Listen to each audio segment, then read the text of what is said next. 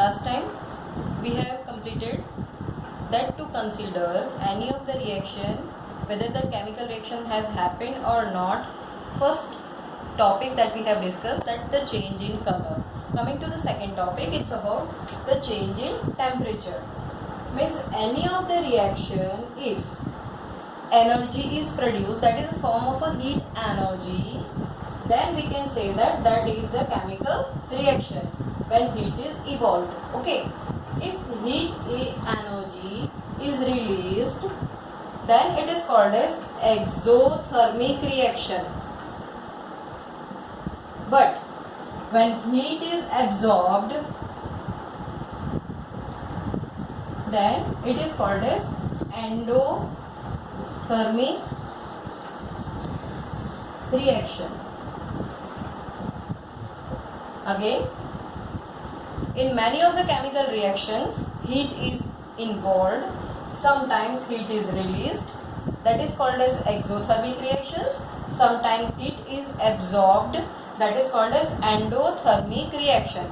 Now first we are starting with the examples of these exothermic reactions, right? Example number 1, when carbon and oxygen or carbon form like wood or coal or like that, if it is burned in presence of the air, in that case carbon dioxide is produced, agreed, but along with that heat energy is released, right? So here heat energy is released, that is kind of exothermic reaction. It means that this whole reaction is called as the chemical reaction, right? Friends, we are taking the example number 2 here. When the quicklime is added to water, it gives slaked-lime and energy is released. Again, in this form the energy is released. If you touch that container, it will be little bit warmer. Okay, and that's why this is form of exothermic reaction. So these two are the exothermic reactions examples. Along with that, in our body, whenever the digestion happens, that is also considered as exothermic reaction. Whenever, the other example of that is respiration. When we exhale out, if you touch your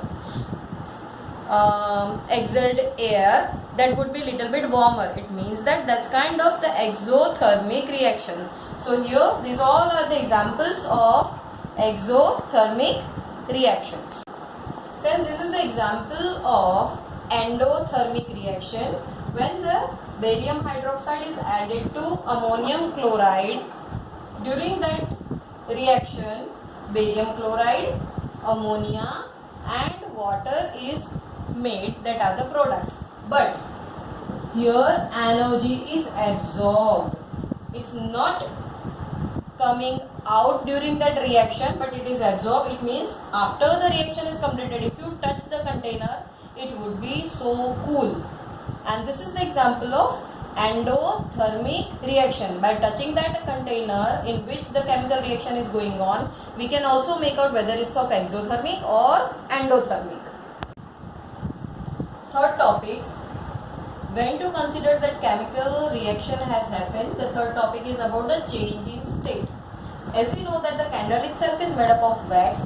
When it starts to burn, it will give water and carbon dioxide. Now we know that this is the solid state.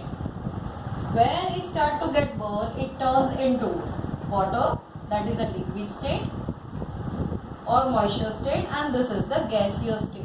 So here the solid is converting into liquid and gas. Totally the transformation of the state of matter happened, and this is one of the proof that there is chemical reactions going on. Topic number 4 is about the evolution of gases. Here in one of the conical flask we have taken, this is zinc granules, or we can say that zinc is kind of a metal and its granular form has been taken, right? By the help of the Thiessen funnel, this is called as a Thiessen funnel, it is fitted with the core. This is the core, right? And it's having a hole inside. So this Thistle funnel is penetrated in it, and through that HCl or H2SO4, that is hydrochloric acid or sulfuric acid, both of that are considered as a strong acids. Whenever the strong acids diluted form is added to that, there will be reaction in between this, and finally you can find the bubbles are coming from this area, right? This is called as evolution of gas. This gas is of a hydrogen gas, friends. So here hydrogen gas is formed, which shows that the chemical reaction has happened. The other example is that instead of the zinc, we can take any of the metal, magnesium, but here you should be very careful that high reactive metals are not to be used for this experiment. This is very important one. Fifth topic, when we can consider that chemical reaction has happens when the formation of precipitate is observed.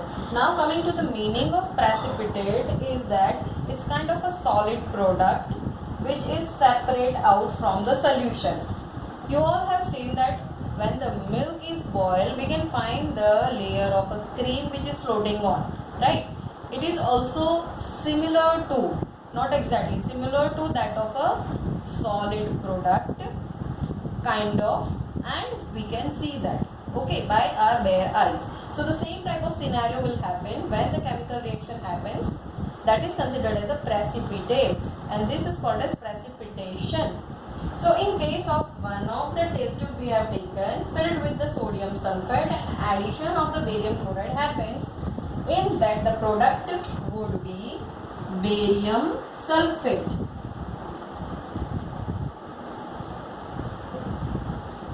Barium sulfate is a solid product which start to float over here, and that's why we can say that the precipitates of barium sulfate is observed. Color of this barium sulfate would be white. So here we can say that the white precipitate of barium sulfate is very nicely visualized when this experiment is performed. This is the second example of formation of precipitate. In one of the test tube we have taken lead nitrate, and from outside we are adding potassium iodide. So ultimately the precipitate of lead iodide